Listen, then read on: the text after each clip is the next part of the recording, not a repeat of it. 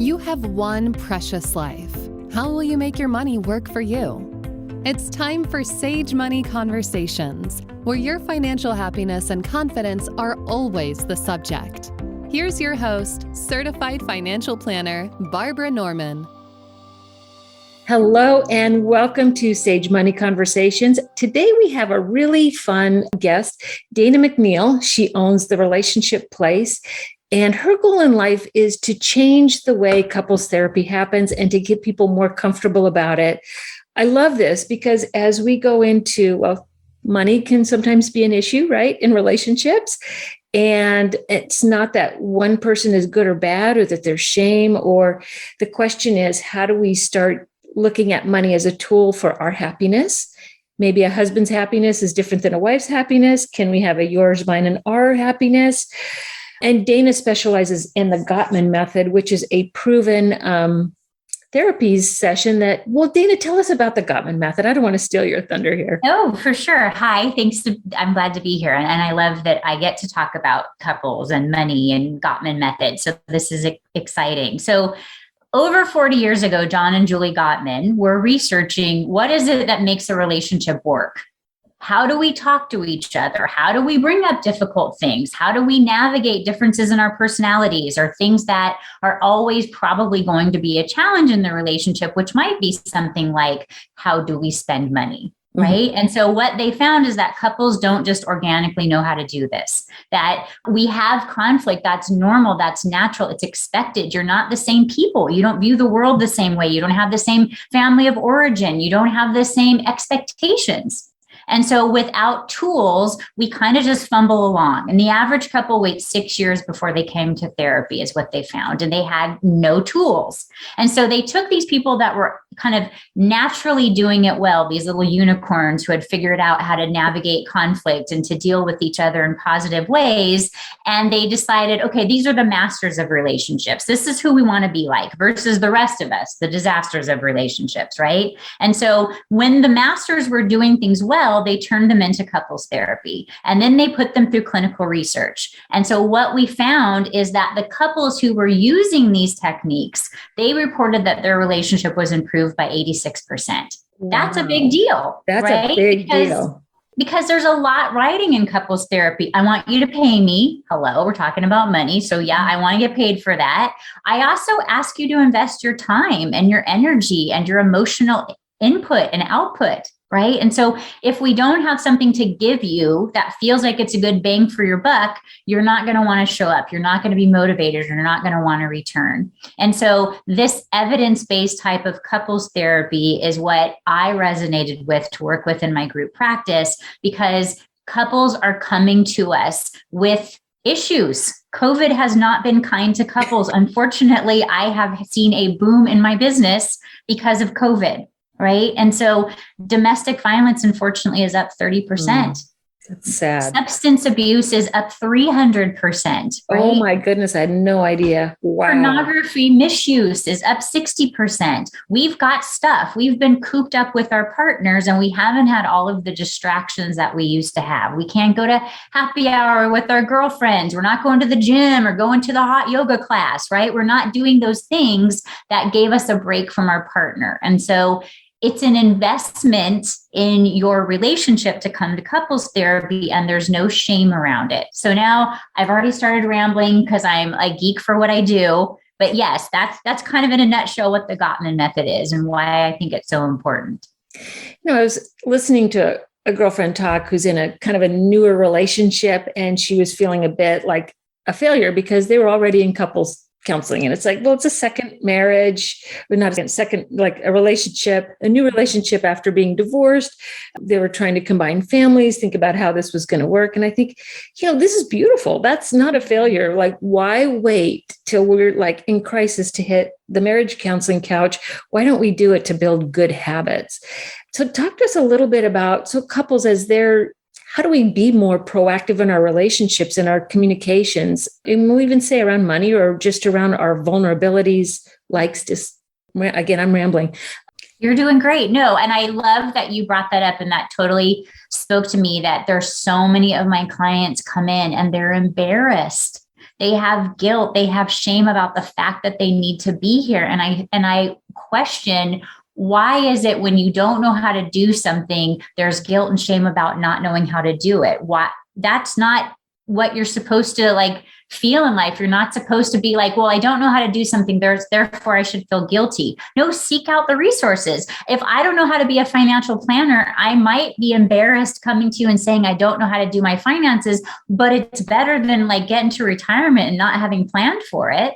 Right? I'm going to have to tolerate a little bit of like, well, I should already know how to do everything in the world. No, you don't know how to do everything in the world. That's why you hire people so that you can learn tools. So if a husband and wife come into you and they're struggling with money, how does the kind of the flow of the conversation, where do we start with that? How do we start bringing this together? One of the exercises, because we do a lot of what we call interventions in the Gottman world. So we have 50 different tools that we can use to help couples start conversations in new ways or talk about them differently or find different ways to navigate them. And so one of my favorite ones for this topic is something that we use called dreams within conflict. And what that means is I'm going to take turns as partners listening to you in a way that I haven't listened to you before to find something that I can acknowledge or validate about why your perspective makes sense for you. Not because I'm getting defensive and want to change your perspective and tell you why you're wrong and get you to see it my way so everything will feel better, but so that you can really feel heard and understood so that maybe we can start the process of compromise. You cannot get to compromise until your partner feels that you can walk a mile in their shoes and you understand why they feel the way that they do. You guys are not in conflict as a couple because you don't love each other. It's because I have dreams or expectations. What did I learn in my family of origin about what money represents? What does it symbolize for me? What did I not have? What did I have? How did my parents talk about it? How did I see them use or lose or abuse finances, right? What does it represent? Is it safety to me and it represents adventure to you? Is it me having emotional security that I don't ever need to have anybody take care of me? What does that represent? And what is the catastrophe scenario that if you don't get this dream met, what will it mean to you? Because that's why you're holding on to it so tight. Okay. And if there's competing dreams, like one person is absolutely frugal and they really like to have savings in the bank, that's what gives them security, peace of mind. Where the other person is like, what are you doing? I want to go have fun with this. Where's the middle ground? So you are describing what many couples have, which is called a perpetual issue. Every couple, no matter who you are, will have 2 or 3 things that you never resolve in the course of your relationship. Sorry, don't mean to sugarcoat it, but this is probably going to be something that's an ongoing issue for this couple. You're going to have some kind of issue. Here's the one, right? Okay, so we're not going to fix it then. We're going to temporarily fix it, and we're probably going to have to come back and evaluate it on a regular basis, right? So let's come up with what's the temporary compromise for the next couple of months or maybe this year. We're going to set aside this amount to savings, and we're going to put this amount for travel, right? Then we have to come back and do what we call a state of our union, where we're addressing how did that work? Right? I liked this part. I didn't like this part. Okay, here's our new temporary compromise. We've got to do something to kick the can down the road, because what happens with couples who don't come up with these temporary compromises is they don't talk about it and they shove it under the rug. And then the next time there's an issue, there's a big bill, there's an undiscussed credit card, then we explode. Right. And then we just try to heal from that and go back to our little corners and then don't deal with it. And we just keep having these explosions that feel like it could end the relationship, versus we've got to find some way to accept the things that we can't change about each other, which is probably in this situation, the way that you view money. Okay. So this is kind of cool. I like this. We're going to set up some playing rules for the next year. We're going to put your budget over here for savings and your budget over here for vacation and fun. And okay, we go along the way and maybe something changed. Maybe vacation, we spent more than we said we were going to, or I know we agreed to this amount of savings, but the markets are crashing and I'm not feeling really good. And so what are the tools that a couple would use then in those situations at home to get through before they can get into your office and not blow each other up? What is it that this means to you? So we need to have something that we call a stress reducing conversation, right? I'm feeling really anxious. I want to talk about the emotions that I'm feeling, and I want to talk about the behavior that I saw or the words that I heard, versus what couples are really great at is telling you what you think and what you feel and what your intentions were without ever checking in with you.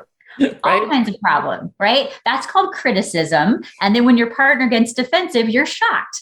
Because you're not giving me an option to talk to you about what it is that it meant to me, right? I feel scared. I feel worried when I see us spending more on vacation than we plan to, and simultaneously the money that we're investing in our 401k is going down. I'm feeling really anxious about that, right? But if I stop there, that just sounds like I'm venting. I don't know what to do with that as your partner. What is it that you would like me to consider doing? What are you asking of me, right? Even if the answer is going to be no from your partner, I still want my clients to hear themselves ask for their needs. It's important. We as women specifically don't ask for our needs. We're sometimes, not always, but sometimes a little passive aggressive, right? We don't say like, you should just know what I want if you understand me or you pay. No. You need to be direct. What is it that you're asking for? So I'm wondering if we can skip vacation this next year, or have less vacations, or do something closer to home that's less expensive and put the extra money into our 401k or whatever that thing is that you're asking. Then I want you to talk about, why would it mean so much to you if your partner was willing to put their agenda aside and do something that kind of is solely for you to make you feel more comfortable? Right? You have to acknowledge that this may not be their ideal dream, but they have the opportunity to gift you with a behavior. Why is this such a big deal to you? Because it would make me feel like we're on the same team, or we're planning for the future, or we're not forgetting that we're going to become 95 at some point. We want to have a game plan. But then I got to check in and say, is that something you're willing to do? I cannot just tell my partner they have to do it. I have to give them an option to say, no, I'm not really wanting to miss out on vacations. I don't want to. We've been in COVID for 3 years, and I don't want to have more missed opportunities to share life. But here's what a compromise looks like, because you gave me an opportunity to come forward and have conversations with you and not get told what to do or have my character maligned. Yeah. Does it work? Yes. You looked at me like, does that work? It can work, but it also depends on how long you've waited to come to couples therapy, right? If the average couple waits 6 years before they come to therapy. That sucks for all of us, even me, right? Because a lot of clients are what we call in the Gottman world, which sounds very important. We're in negative sentiment override, which means I'm highly suspicious of anything that you do. I assume that you're trying to do something to me because you're mad at me, or you don't love me anymore, or we're just not getting along. So I come in with my arms crossed and I'm looking at you like, convince me. Right. Last ditch effort before we hit the family law attorney. Yeah. So how about we don't wait until we get to that point before we do something about repairing our relationship, or having different kinds of conversations about what's important to us? I think that's so important, Dana, because I don't think that enough people are having that conversation. I know in my office, when I ask people, what makes you happy? When you lay your head on the pillow the last day of your life, what would you want your legacy to be? And they're like, retire at 65. It's like, well, that's not a real answer. I mean, how do you want to fill your days? And so even in couples, I think that we get in these modes where we just kind of put one foot in front of the other. And, maybe we throw the credit card down for dinner on Saturday, or we get in these modes and we don't stop and think about what makes us happy. And I'm with you on that. It's like, how do we get people thinking more about the joy in life and talking about how do we get to the joy? Yeah. I think giving your partner space to feel like whatever they dream about is okay with you. That they don't have to pass your test in order to have that dream. So many of us get into a space where our partner is like, convince me, give me the facts, give me the logic. I want a flow chart. I want an Excel spreadsheet, and I want you to explain to me how that's not going to inconvenience me. I'm going to shut down, right? You're not a safe space for me. I can't dream with you in that kind of environment. I want to be able to come to my partner and say, so I have this crazy idea. I'm going to start like a coffee stand on the corner on the way to, and my partner, while they may not understand why I have this dream, they understand me, hopefully. And they understand that I'm not going to do something crazy that doesn't take their needs and their thoughts in our life into consideration. And yet simultaneously, I am my own person. Mm-hmm. And I get to have that space in my relationship to dream a little bit and not have my partner immediately dismiss me and tell me that I should be thinking about other things. So play along with me a little bit. You're really taking me down a curious path and I'm loving it. Let's just say for a moment that my partner does come up with that crazy idea of, I'm going to take a year off and travel the world and let's go. Mm-hmm. And in your head, it's like, I want to give this person the gift of their happiness and allowing their dream. But now there's this part of me that's feeling really anxious about how are we going to do all these things. Yeah. How would you coach an individual like who's struggling with those emotions? How would you walk them through reconciling this in their brain so that they can move forward? Well, first, I would give them the space to get excited about the things that they're excited about, right? Let them dream a little bit. Let them explore the edges of that. Let them talk about what it would fulfill for them, or like, what is the value system that's driving them to do this? And like, get them excited. Sometimes we just need space to dream. Maybe we're not ever going to actually do it, but certainly if I don't have the opportunity to talk about why it would be meaningful to me, then I'm shutting down an opportunity to fully connect with this person, right? So that's my first goal. And the second is, I know you love your partner. How will this impact them? Right? What is a driving force for them? What will come up for them? What are the objections that they're going to have? Not because they don't love you, but they have their own internal fear-driven value system that's going to come up, right? If it's that I don't want to not live close to our grandkids, right? And that if we're traveling the world, I won't get to see my grandkids. You don't get to bypass that person's objections. You have to be kind and compassionate about it and help them brainstorm and figure out what are the ways that maybe we can get both of our needs met. What is the game plan for that? Versus if you're not supporting me and like put your own life on hold, then you're not being supportive. That's not what couples do. I love that. So it's getting really curious, being really creative, and approaching it, from a less defensive place to a more of a place of possibilities. I don't have to agree with my partner to acknowledge the things that are important to them. And so many couples get caught in that loop of, well, I need to see that makes sense. And I need to like, let you know that I'm on board with it and that I agree that you have a good decision. No, you don't. I can say, I can totally see why this is exciting for you, Barbara. You're thinking about like being on the beach and opening a coconut stand and all the locals are going to come hang out with you and you're going to hear the sea and you're going to sleep better. Oh my God, I can see it for you. You're so excited about that. That doesn't mean that that's my dream, but I can totally validate why that makes sense to you. Mm-hmm. I love that. So couples therapy. If you could give our listeners any thoughts about couples therapy, how do we approach this? How do I go to my partner and say, gee, I think we kind of need a tweak here. What are some good words for people to use when they want to broach their partner on opening up that conversation? I would perhaps maybe start with talking about how you feel, right? Using you doesn't work. Using I always works because it's less defensive. So I might say something like, I am feeling a bit disconnected lately. And I'm wondering if because we've been spending so much time together during COVID, or we haven't really had any other things to like kind of like spark our interest, that maybe we have not been doing enough to feel connected ourselves. And I want to find some new ways to have conversations that maybe we haven't been having, or maybe we want to have in a different way. I heard about this kind of couples therapy called the Gottman Method. It's evidence-based. There's a lot of research behind it. What do you see? Maybe we should go check it out. Low key, no pressure, no like, so we're a hot mess. I'm going to call this therapist because I don't know what you're doing, but it doesn't feel good. Right? I mean, it's the we, it's not the me. Mm-hmm. I get it. Do you have any words of wisdom for our listeners? What would it be? I would just say, this idea of a stress reducing conversation is something that you can do for free. And it's really important in our lives. We don't have a lot of people that check in with us and check in with us in a meaningful way and without judgment, without problem solving. So many of us are good at telling our partner what they should do or what the answer is, or ignoring it because it's uncomfortable for us.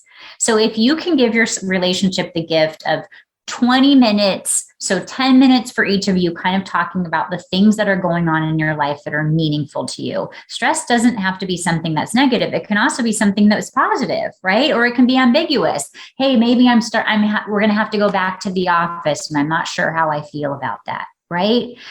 Typically partners will be like, oh, it'll be fine. Don't think about it. Let's go watch TV. Because we feel we have to be able to solve our partner's problems, that's how I'm your hero. That's how I make sense in your life. It takes a lot of toleration to say, what's the fears?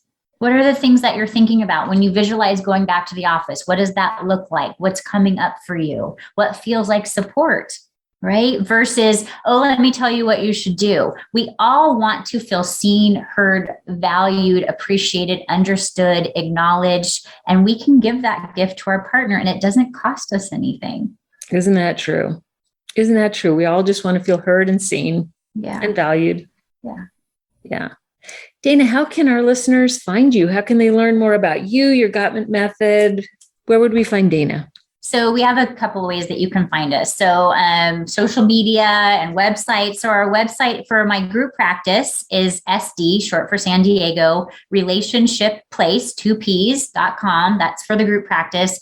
For me individually, it's Dana McNeil, DANAMCNEIL.com. And then we also have intensives where people from around the country come spend a weekend with one of my therapists and do some very intense jumpstart on some issues that are going on in the relationship. And that's our website is therapygetaway.com. Oh, nice. Well, that'd be kind of nice. We'll just book it for the weekend, get done. Yeah. And people from other parts of the country that are in snow right now are like, I'm all over San Diego for therapy. Right. So, yeah. Get me out of this cold. Get me out of this apartment. Wonderful. Dana, this has just been absolutely delightful. I have learned a lot about communication and just kind of that slowing down and feeling heard, being curious. Yeah. Great. Being creative. It's been really nice to get to know you more. And I appreciate all the work that you do. It's meaningful because that's how we set up having some more emotional security for that next part of life. So please keep doing what you're doing. Yeah. Thank you so much. You're welcome. Advisory services are offered through Barbara J. Norman, LLC, an investment advisor in the states of California and Texas. The information contained herein should in no way be construed or interpreted as a solicitation to sell, nor an offer to sell advisory services to any residents of any state other than the state of California, or where otherwise legally permitted. All content is for information purposes only. It is not intended to provide any tax or legal advice or provide the basis for any financial decisions. The information contained in this material has been derived from sources believed to be reliable, but is not guaranteed as to accuracy and completeness and does not purport to be complete analysis of the materials discussed. The opinions expressed do not necessarily reflect those of SagePath Solutions and are subject to change without notice.